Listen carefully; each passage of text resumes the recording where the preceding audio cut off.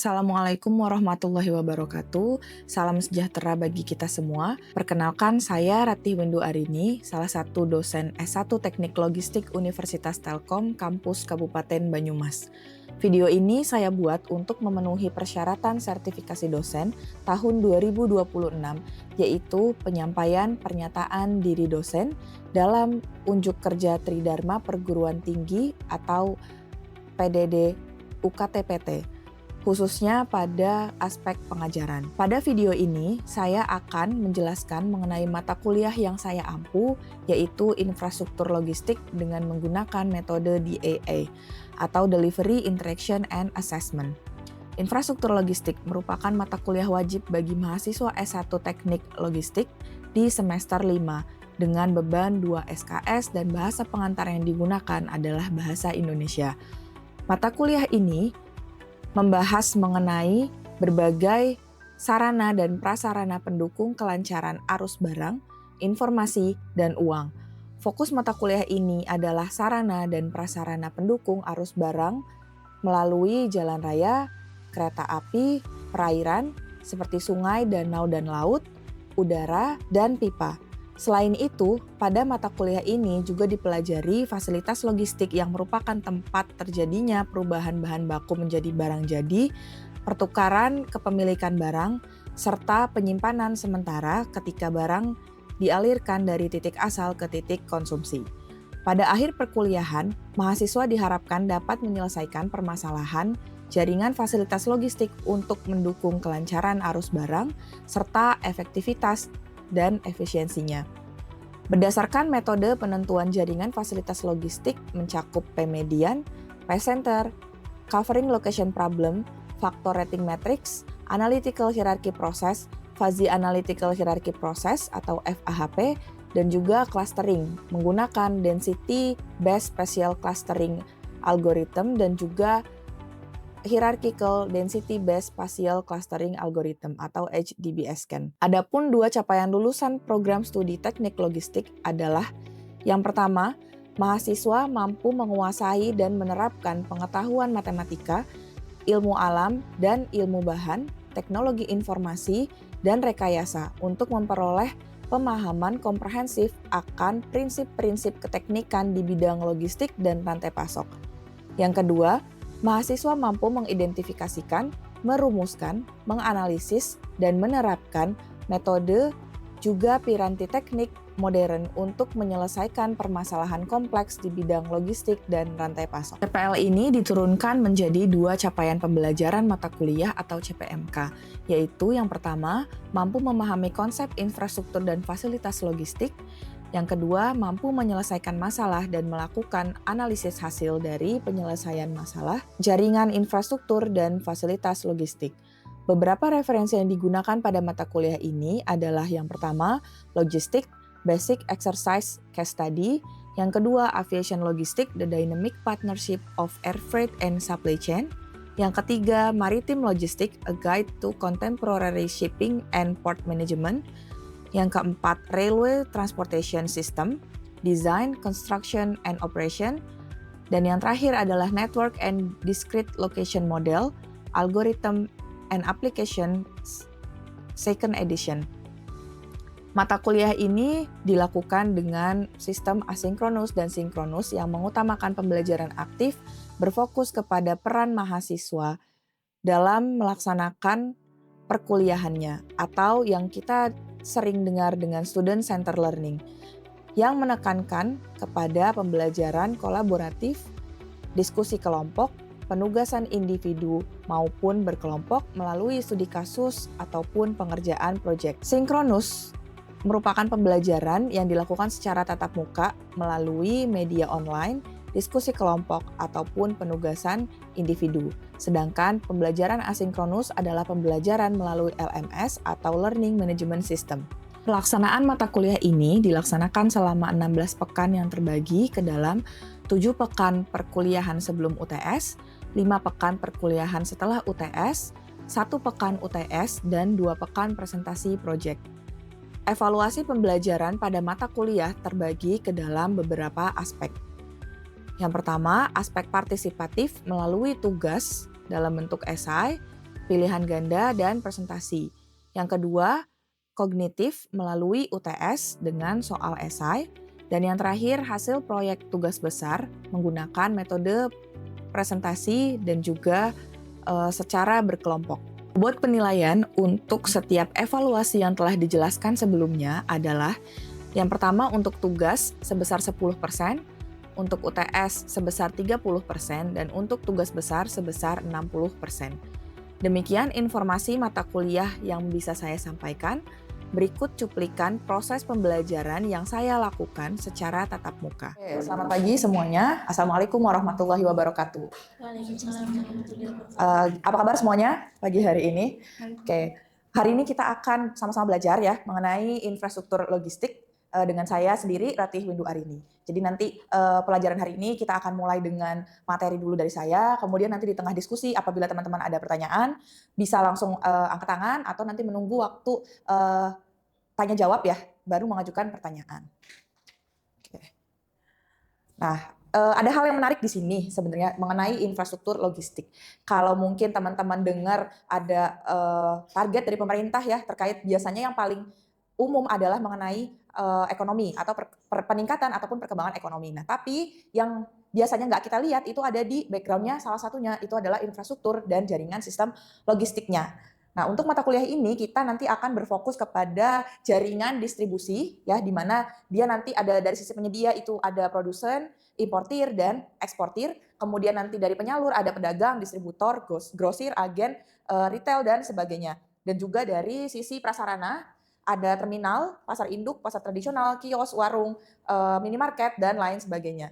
Jadi sebenarnya infrastruktur dan jaringan sistem logistik ini sangat luas ya, mulai dari perihal uang, data, freight, proses transportasinya, dan juga penjualannya. Tapi nanti kita akan fokus kepada fasilitas yang di bagian trade dan juga di jaringan transportasi. Jadi untuk mendukung trade-nya, kita juga butuh beberapa jaringan transportasi. Nah, kalau di sini sudah bisa dilihat ya, kalau transportasi yang ada itu kurang lebih adalah kapal laut, udara, truk, kereta api, dan pipa. Jadi untuk di perairan itu kita ada laut dan sungai, kemudian di udara kita punya kargo pesawat, di darat itu ada truk dan kereta api.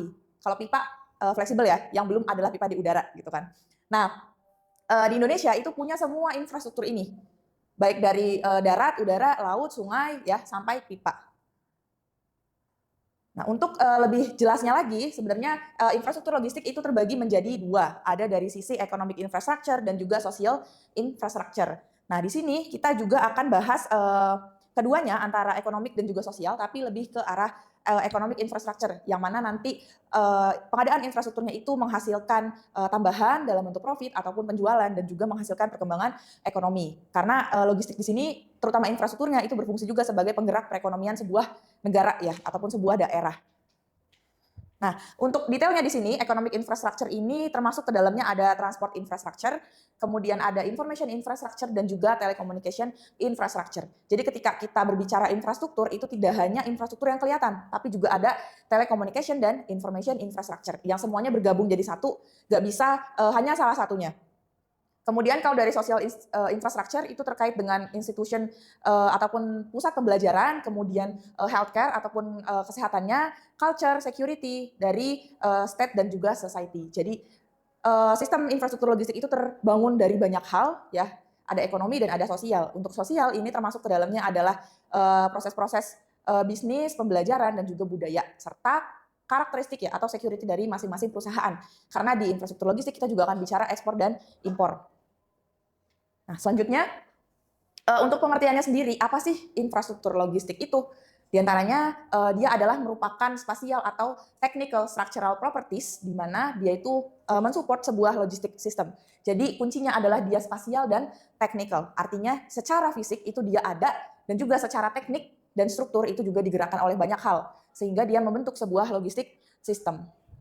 Kemudian di sini contohnya ada warehouse transport atau gudang ya, transportasi di gudang. Itu diantaranya ada conveyor, terus ada picking technology, kemudian juga ada teknologi lain ya yang mensupport proses transportasi di warehouse. Kemudian juga ada infrastrukturnya, jadi ada site, building atau gedung ya, kemudian juga disupport juga oleh komunikasinya. Nah, yang menarik di sini ini terbagi jadi mikro dan makro. Jadi kalau mikro itu lebih ke arah spesifik. Misalnya kita mau infrastruktur apa nih, gudang aja, terus misalnya distributor saja, ataupun transportasi saja. Tapi kalau makro ini lebih menyeluruh. Artinya lebih besar daripada mikro ya, karena dia makro. Jadi di dalam makro ada beberapa infrastruktur mikro. Gitu. Sampai sini paham ya? Nah selanjutnya, logistik infrastruktur ini juga terbangun ke dalam beberapa infrastruktur tadi ya, selain dipisah dari sisi ekonomik dan sosial, makro dan mikro, selain itu juga dikelompokkan lagi ke dalam 4 kelompok. Yang pertama ada transport infrastructure, ini terkait dengan perpindahan penumpang ataupun barang, atau kita menyebutnya passenger transportation dan juga freight transportation. Kemudian ada site infrastructure, ini terkait dengan infrastruktur yang ada di atas tanah ya. Contohnya ada airport, terus ada train station, bandara, stasiun, kemudian ada inland port atau pelabuhan, ada seaport juga, kemudian ada fasilitas transshipment untuk perpindahan. Jadi kalau teman-teman membayangkan barang itu ketika dijual atau ketika diproduksi itu nggak hanya berasal dari satu sumber kan ya. Misalnya kalian pakai baju ini nih dari mana-mana, dari mulai benangnya, kainnya, mungkin juga impor, kemudian pelengkap lainnya, coloringnya dan lain sebagainya itu berasal dari banyak negara. Kemudian telecommunication infrastructure ini terkait dengan network yang digunakan, ya, atau sistem telekomunikasi yang digunakan tidak hanya internet, tapi juga bisa satelit, bisa telepon, ya. Di sini juga ada fiber optic network. Terus juga sinyal-sinyal nanti untuk dipakai di pesawat, di kapal itu juga ada telecommunication infrastructure. Dan yang terakhir itu adalah real estate infrastructure. Jadi ini adalah structure atau properti yang berbeda bentuk dan jenis. Artinya dia lebih besar kalau real estate infrastructure. Nah untuk di Indonesia contohnya adalah kalau teman-teman pernah dengar bandara yang di Sumedang, ya Bandara Kalijati, terus sama Bandara Soekarno-Hatta, yang mana dia itu salah satu dari real estate infrastructure. Karena dia mengcombine freight transportation, kemudian ada passenger transportation juga, dan dia juga ada pusat pelatihannya, dan semuanya itu terpusat dalam satu state. Maka itu merupakan salah satu contoh dari real estate infrastructure di infrastruktur logistik. Nah, selanjutnya dari infrastructure dan juga superstructure itu kita terbagi lagi. Artinya infrastruktur logistik secara lebih detailnya ke level operasional itu terbagi lagi ke dalam 6 jenis ya. Yang pertama ada transport rute dan network, artinya rute perjalanan dan juga network jaringan-jaringannya.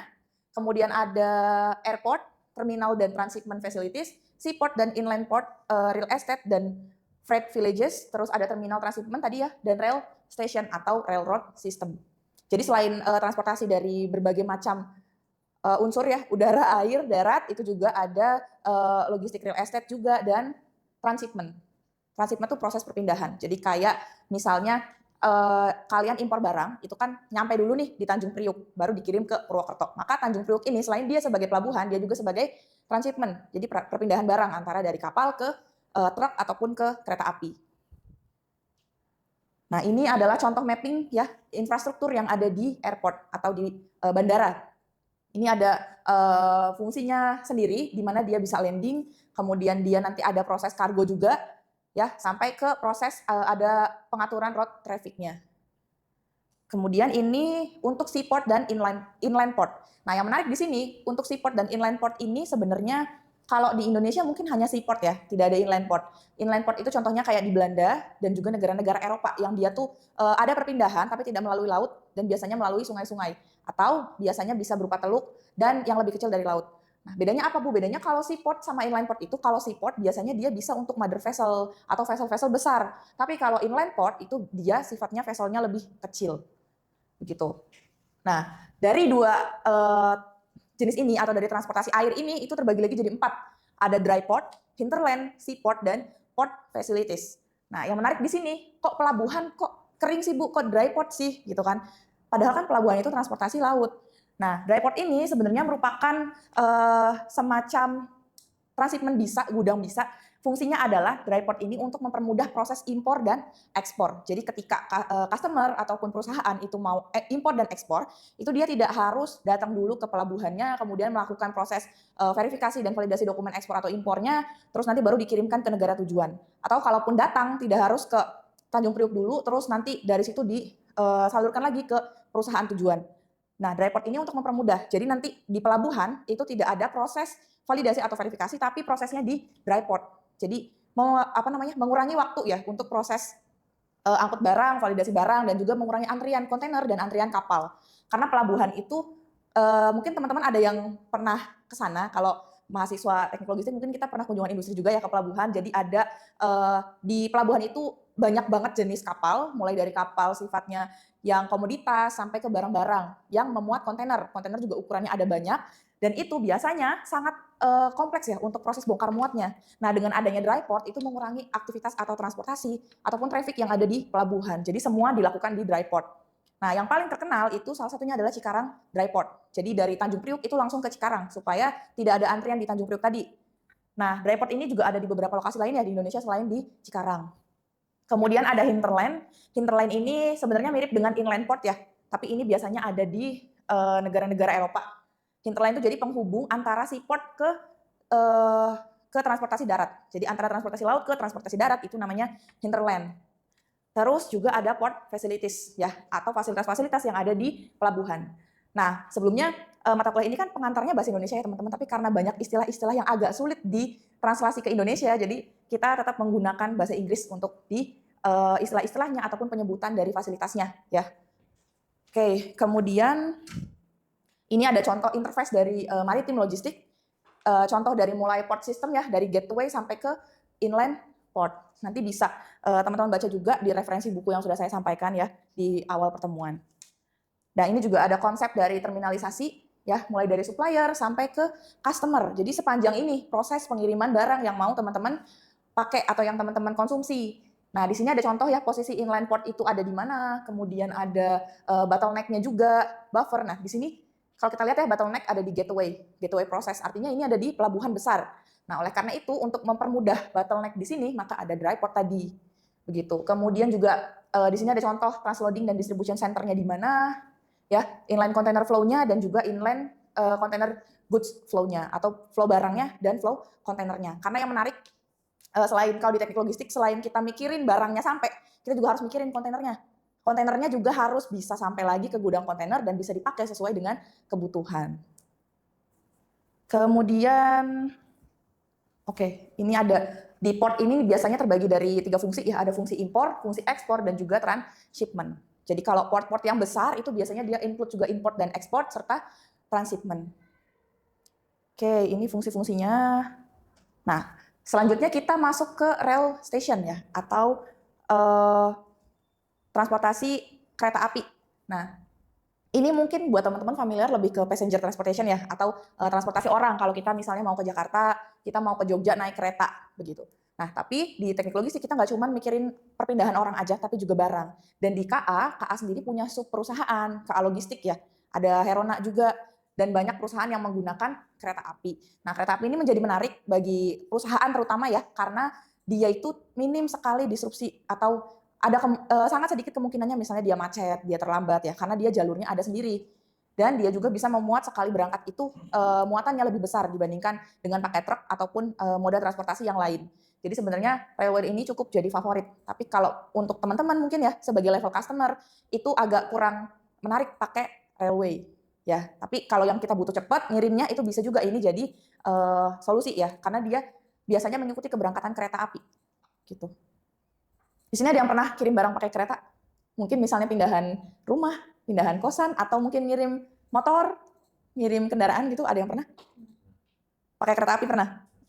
Oke, nah datangnya lumayan lebih cepat ya kalau menurut saya dibanding pakai JNE atau JNT ya, pengiriman yang last mile delivery.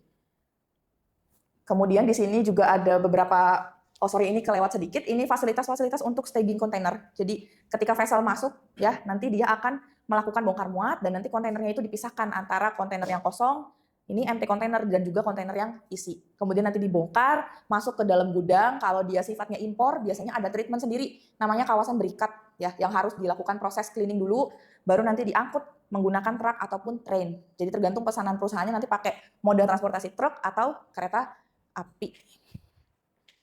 Tuh, kemudian terakhir mungkin dari sisi telekomunikasi ya.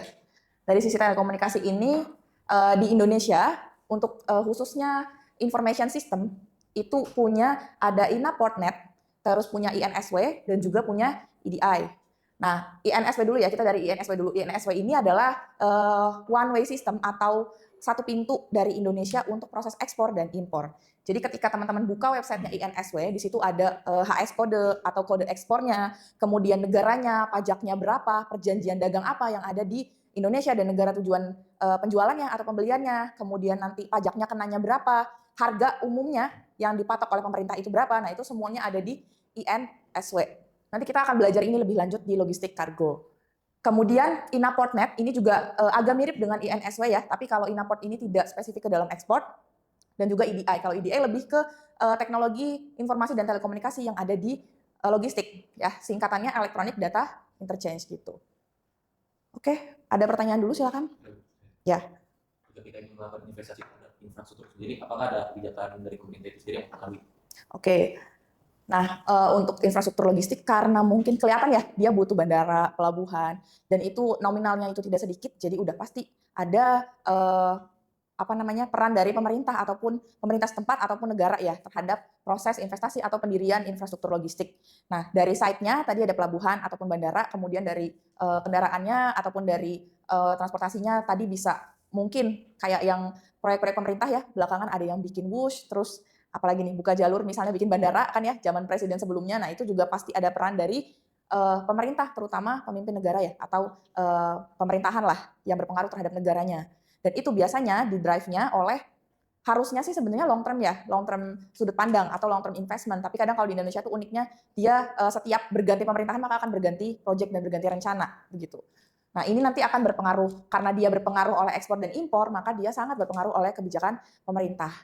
Nah, sama seperti yang terupdate mungkin nanti di Desember 2026 itu kan proses impor dan ekspor akan satu pintu ya. Jadi tidak lagi melalui masing-masing pelabuhan tapi harus melalui satu pintu gitu. Dan ada wacana juga kan bea cukai akan dihapuskan ya. Mungkin nanti proses ekspor impornya juga akan berubah.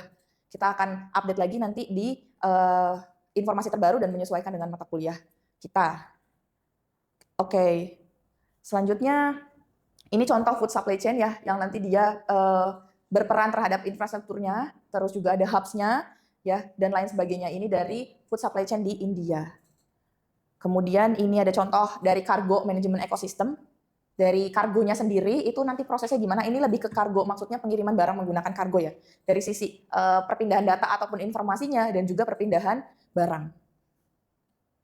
Dan di sini juga ada beberapa kenapa sih ini saya taruh di belakang ya sebenarnya karena untuk mendukung aja. Kenapa sih kita tuh harus melihat atau memikirkan sistem logistik nasional atau national logistik NLE ya, ekosistem. Kenapa? Karena pertama, di seluruh industri ya, hampir di seluruh industri, biaya tertinggi dia setelah biaya produksi atau HPP-nya adalah biaya logistik. Ya, jadi proses logistiknya itu lumayan hampir sekitar 40% untuk setiap perusahaan. Dan kalau di Indonesia sendiri dibandingkan negara lain, biaya logistiknya itu masih lebih mahal. Sebesar 23,5% dari PDB-nya gitu. Jadi ini masih sangat mahal. Ini berpengaruh kepada harga, profit dan perputaran ekonomi ya nantinya. Kemudian yang kedua adalah performa logistik. Nah, performa logistik di Indonesia itu cenderung stagnan. Di sini info terbarunya kita dapat di 2020 ya. Jadi perkembangannya tuh nggak signifikan. Kemudian nih biaya logistik itu penurunannya hanya sekitar 5-6% yang dikontribusikan dari hulu ke hilir, terutama transportasi dan juga simplifikasi proses. Jadi sebenarnya kalau kita mau menurunkan biaya logistik yang 23,5% ini, solusinya adalah dengan menggunakan tadi ya proses yang disimplifikasi dan juga infrastruktur distribusinya. Kemudian juga ada persaingan di sini. Ya, jadi ada supaya persaingannya meningkat, maka kita juga harus meningkatkan standar layanan dan juga transparansi. Gitu, terutama mungkin untuk proses ekspor impor ya teman-teman, baik itu ekspor ataupun impor. Kalau ekspor, kalau dia nggak transparan, maka pajak yang harusnya dikeluarkan, pajak ekspor itu bisa lebih sedikit. Artinya pemasukan kepada negara itu juga berkurang. Nah, sama halnya dengan impor, apalagi impor ya, pajak impor kan lebih mahal dibandingkan pajak ekspor. Nah, ini adalah transparansi di sini contohnya, mungkin salah satunya kasus yang 271 triliun, itu sebenarnya adalah karena dia tuh melaporkan barang yang diekspor itu lebih sedikit daripada real ekspornya gitu. Kemudian ini adalah salah satu logistik sistem yang dipakai di Indonesia ya karena logistiknya seperti ini. Jadi memang ruwet sebenarnya dan ini yang dinamakan logistik network. Jadi jaringan-jaringan antar fasilitas logistik. Kemudian ini NLE desainnya atau National Logistic Ecosystem yang dibuat oleh Indonesia. Nantinya mau ada apa saja dan di sini ada tadi ya INSW yang dia menaungi beberapa dinas juga untuk proses ekspor dan impor, kemudian ada masing-masing daerah yang khususnya punya pintu untuk ekspor dan impor besar kayak Batam Logistik Ecosystem juga, kemudian ada warehouse, tracking, terus dari sisi informasinya juga ya platformnya.